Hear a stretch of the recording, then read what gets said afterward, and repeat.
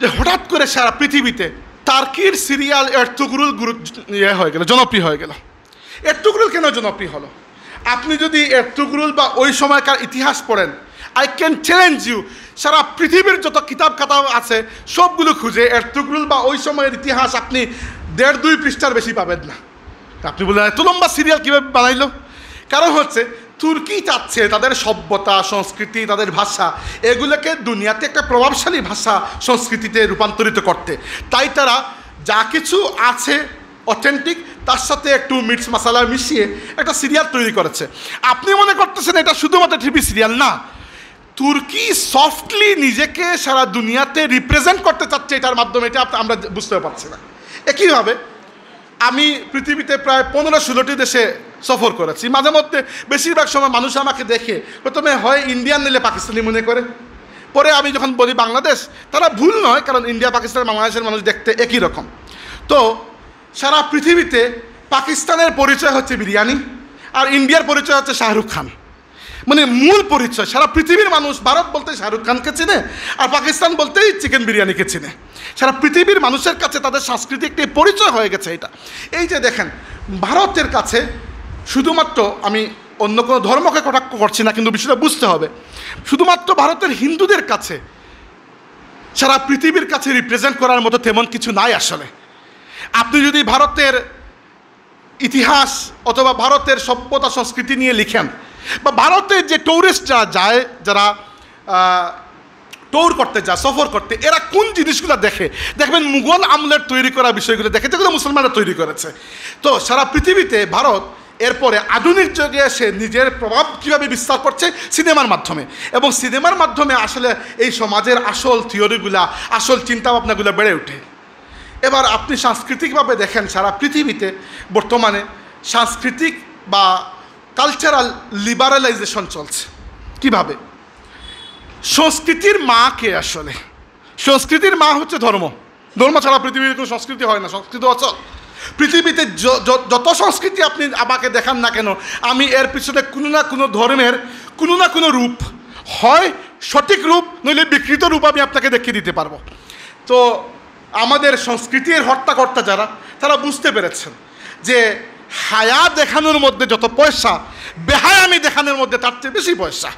এই জন্য বেহায়ামুখে সারা পৃথিবীর সাংস্কৃতিক লিবারালাইজেশন বা সাংস্কৃতিক উদারনৈতিকতার একটা ভাবমূর্তি, প্রতিমূর্তি হিসাবে সারা দুনিয়াতে দেখানো হচ্ছে। এই যে আপনারা LGBTQ নিয়ে আমরা চিৎকার চেঁচামেচি করি, লেখালেখি করি, এটার পেছনে সময় ব্যয় করি যেন আমাদের কালচারে, আমাদের সংস্কৃতিতে, আমাদের শিক্ষা ব্যবস্থাতে না আসে, এর পেছনে বড় একটি চক্র কার্যকর আছে। আপনি চিন্তা করতে পারেন যে এই ধরনের বিকৃত বিষয়কে সারা পৃথিবীতে এস্টাবলিশ করার জন্য পশ্চিমারা কেন মাথা ছাড়া দিয়ে উঠেছে। বা এই সব কিছুর পিছনে আছে একটাই কথা, সেটা হচ্ছে সফট পাওয়ার। পাওয়ার দুই ধরনের, একটা হচ্ছে হার্ড পাওয়ার। আমেরিকার হার্ড পাওয়ার কি? তার অস্ত্র, তার টাকা পয়সা। আর আমেরিকার সফট পাওয়ার কি? এই ধরনের সাংস্কৃতিক বেহায়াপনা, যেগুলো দিয়ে একটা সমাজ এবং রাষ্ট্রকে দীর্ঘমেয়াদে একটা ক্ষতি পৌঁছানো যায়। আপনি কি মনে করেন ভারত এবং পাকিস্তানের যে ডিভাইড হয়েছে, ভাগ হয়েছে, এটা কে করেছে? ভারতীয় এবং পাকিস্তানিরা মিলে করেছে? না, একজন ব্রিটিশ উকিল, আইনজীবী, তার নাম হচ্ছিল রেডক্লিফ, তাই না? Daniel Radcliffe. উনি জীবনে কখনো ভারতেও আসেন নাই, পাকিস্তানেও আসেন নাই। তিনি মানচিত্র নিয়ে নিজের ইচ্ছা মতো কেটে কেটে টুকরো টুকরো করে ভারত পাকিস্তান দুই দেশ আলাদা করে দিয়েছেন। কী জন্য? কারণ এখানে যদি চিরস্থায়ী শান্তি, সৌহার্দ্য, সুন্দরতা এস্টাবলিশ হয়ে যায়, তাহলে পশ্চিমাদের এখানে ফিরে আসার আর কোনো উপায় নাই। আর এখানে যদি একটা পেজ লাগানো থাকে, ওই পেজকে খোলার ছুটোতে তারা বারবার আসতে পারবে। এই জন্য আমরা কাশ্মীরের মতো অবস্থাগুলো দেখি, এই জন্য আমরা ফিলিস্তিন দেখি। গত 3-4 দিন আগেও জাতিসংঘে ফিলিস্তিনকে পূর্ণ রাষ্ট্র হিসাবে স্বীকৃতি দেওয়ার জন্য রেজলিউশন পাস করা হয়েছিল। পৃথিবীতে মাত্র 8টা দেশ ছাড়া বাকি সবাই ফিলিস্তিনের পক্ষে ভোট দিয়েছে। বিপক্ষে ভোট দিয়েছে কে? অবশ্যই ইসরায়েল দিয়েছে, আর দিয়েছে আপনার আমেরিকা। আর বাকি যে দেশগুলো দিয়েছে এগুলোর নামও আপনারা জানেন না। ওইগুলো তেমন কোনো দেশও নয়। প্রশান্ত মহাসাগরে কিছু কিছু ছোটো ছোটো দ্বীপরাষ্ট্র আছে যারা আমেরিকার টাকায় চলে, এদের নামও আপনারা জানেন না। এরা আমেরিকার কথায় কথায় ভোট দেয়। বাকি শক্তিশালী রাষ্ট্রের মধ্যে শুধু আমেরিকা বিপক্ষে ভোট দিয়েছে। কী জন্য? কারণ জাতিসংঘে যদি ফিলিস্তিনের এই ইস্যুকে জিয়াইয়ে রাখা না যায়, এটাকে যদি চিরস্থায়ী সমাধান করা হয়ে যায়, তাহলে আমেরিকার খবরদারির কোনো জায়গা থাকলো না মিডল ইস্টে আমেরিকার খবরদারিকে বহাল রাখার জন্য ফিলিস্তিনকে পরাধীন হিসাবে ইসরায়েলকে এই একটা জানোয়ারের ভূমিকায় রাখা আমেরিকার জন্য খুবই জরুরি, যেন আমেরিকা বারবার এটাকে ফিরে আসতে পারে।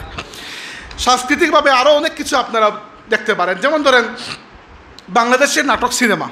আপনি মনে করতে পারেন বাংলাদেশের নাটক সিনেমা এগুলো বাংলাদেশের প্রডিউসাররা বানায়, আসলে হুদাই কথা। এই সব কিছুর পেছনে একটা কন্ট্রোলিং পাওয়ার আছে। একটা মানুষ নাটক সিনেমা বানাইতে যাবে, আপনি একটা বই লিখলেন, চিন্তা করলেন এই বই থেকে আমি একটা সিনেমা বানাবো, আপনার কি এত কয়েকশো কোটি টাকা আছে যে আপনি ইনভেস্ট করতে পারবেন? নাই। আপনি যাবেন কার কাছে? ব্যাংকের কাছে, ভাই সিনেমা বানাবো, টাকা দেন, কত? 200 কোটি। ব্যাংক তো আর টাকা বানায় না, ব্যাংক অন্য কারো কাছ থেকে নিয়ে এসে আপনাকে দেবে। ব্যাংক আনবে অন্য কোনো ব্যাংকের কাছ থেকে, ওই ব্যাংক অন্য কোনো ব্যাংকের কাছ থেকে, উপরে যেতে যেতে দেখবেন ওই ব্ল্যাকরক বা স্টেট স্ট্রিটের মতো কোনো প্রতিষ্ঠান উপরে বসে আছে। তো যারা এই বিষয়গুলোকে রান করে তারা তো আপনার লাভের জন্য করছে না, তাদের নিজের লাভের জন্য করছে। এই হচ্ছে ওভারঅল আপনাকে একটা ধারণা আমি দিলাম যে সারা পৃথিবীতে বর্তমানে এই যে মুসলিম বিরোধী একটা বা ইসলাম বিরোধী একটা অপতৎপরতা চলছে, এবং এর রেজাল্ট কি হয়েছে। আমি প্রথমে বলেছি যে উসমানী খিলাফতকে ধ্বংস করার আগ পর্যন্ত এগুলা করা এত সহজ ছিল না, এরপরে সহজ হয়েছে কী জন্য? কারণ উসমানী খিলাফত যতদিন পর্যন্ত ছিল, শেষ সময় পর্যন্ত এসেও মুসলমানদের সারা পৃথিবীর সামনে চোখ তুলে কথা বলার মতো কেউ একজন প্রতিনিধি ছিল। আপনারা কল্পনা করতে পারবেন না, একটাকে ছোটো ঘটনা বলি। আপনারা রেশমি রুমাল আন্দোলনের নাম শুনেছেন, এবং রেশমি রুমাল আন্দোলনের প্রতিকৃত যিনি দেওবন্দের প্রথম ছাত্র এবং পরবর্তীতে তিনি দেওবন্দের প্রধান শায়েখ হয়েছেন, শায়েখ মাহমুদ হাসান দেওবন্দি, উনাকে ব্রিটিশরা বন্দি করে ইউরোপের দেশ মাল্টায় কয়েদখানায় বন্দি করে রেখেছিল। তো উনি একদিন ব্রিটিশ এক জেনারেলকে বললেন যে আপনারা আমাদের উসমানী খিলাফতকে ভাঙ্গার জন্য এত উঠে পড়ে লেগেছেন কী জন্য?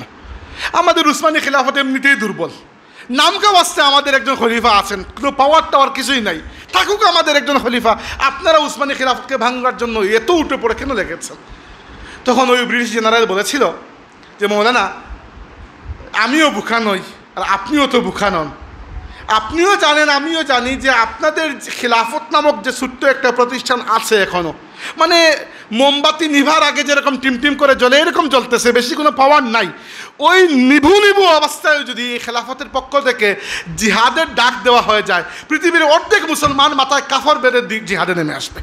এটা আপনিও জানেন, আমরাও জানি। এই জন্য আপনাদের খিলাফত নামক প্রতিষ্ঠানকে না ভাঙ্গা পর্যন্ত পৃথিবীতে আমাদের সাম্রাজ্য বিস্তার করার কোনো উপায় নাই। এবং এই 100 বছর ধরে আমাদের যে খিলাফত ব্যবস্থা নাই, তার পরিণাম আমরা ভোগ করছি কীভাবে? ধরেন 2017 সালের কথা চিন্তা করেন, মায়ানমারে রোহিঙ্গা মুসলমানদের উপর যে বর্বর জুলুমটা হলো, আমি তখনও জানতাম, আল্লাহকে সাক্ষী রেখে বলছি, এখনও জানি না এর কোনো বিচার হয়েছে, না কখনো এর কোনো বিচার হবে। আপনি চিন্তা করতে পারেন, আপনি মিছিল দেন, জাতিসংঘ বিচার চাই, জবাব চাই, জাতিসংঘ আপনার বিচার আর আপনার জবাব দেওয়ার জন্য বসে নাই, জাতিসংঘকে এই জন্য প্রতিষ্ঠাও করা হয় নাই।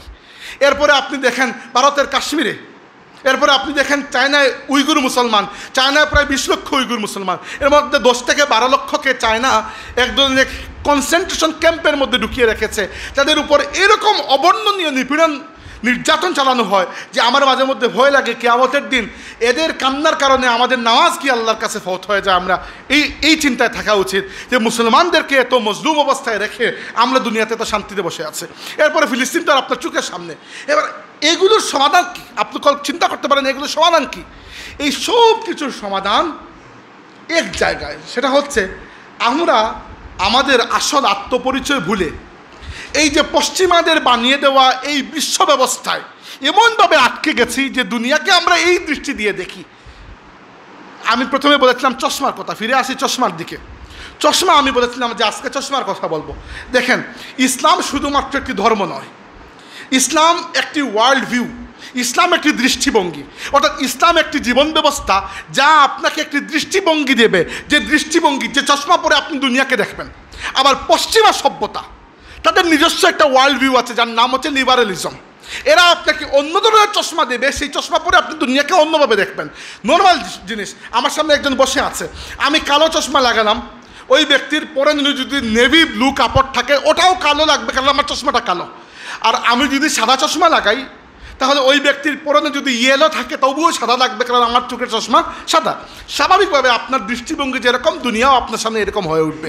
বর্তমান পশ্চিমা বিশ্ব আমাদেরকে যে দৃষ্টিভঙ্গি, যে দুনিয়া দিয়েছে, সেই দুনিয়ার নাম হচ্ছে 9 to 5 দুনিয়া। অর্থাৎ সেখানে আমরা মজদুরের মতো 9টা থেকে 5টা পর্যন্ত খাটবো, খেটে আমরা কিছু বেতন পাবো এবং আমাদের এই খাটাখাটুনির মাধ্যমে এই কোম্পানির উন্নতি হবে। কোম্পানি সব দুধ মালাই নিয়ে যাবে, আমাদেরকে ঘোড়ার মতো একটু চারা দিয়ে যাবে যে পরের দিন আমরা আবার কাজে আসতে পারি। এবং এর পেছনে আপনি খুঁজে দেখবেন ইহুদিদের ষড়যন্ত্র আছে, কারণ ইহুদিরা বিশ্বাস করে তারাই হচ্ছে এই পৃথিবীতে আল্লাহর একমাত্র প্রিয় মনোনীত, এবং তারা বলতে বলতে এটাও বলে নাহনু আবনাউল্লাহি ওয়া আহিব্বাউ, আমরা আল্লাহর পুত্র, নাউজুবিল্লাহ, আল্লাহর সন্তান এবং আল্লাহর প্রিয়তম পাত্র। আর বাকি দুনিয়ার মানুষকে তারা বলে গোয়ামস অথবা জেন্টাইল বলে, মানে অমানুষ, বন মানুষ টাইপের মানুষ, যাদেরকে আমরা মানুষ মনে করি না। তো এদেরকে আমরা যা কিছু করতে পারি, আমাদের কোনো সমস্যা নয়। তো পৃথিবীকে বর্তমানে এমনভাবে বানিয়ে দেওয়া হয়েছে যে আমি এখানে যদি 10 জন মানুষকে নিয়ে প্রশ্ন করি, প্রায় 9 জনের সেম উত্তর থাকবে যে লেখাপড়া করব, চাকরি করব, বেতন পাবো, রিটায়ার্ড করব, পেনশন আদায় করব, কোনো একটা ভালো হসপিটালে বসে বসে মরে যাব। বেশিরভাগ মানুষের এই টার্গেট, এর থেকে বড় কোনো টার্গেট খুব কম মানুষের আছে। কোনো কিছু করার, এই সমাজকে পরিবর্তন করার এইরকম মন মানসিকতা খুব কম মানুষের থাকে, কারণ আমরা এমন একটি বুদবুদের মধ্যে বন্দী হয়ে গেছি এবং এর ভেতরে আপনি যতই ইসলাম ঢুকান না কেন ঢুকবে না।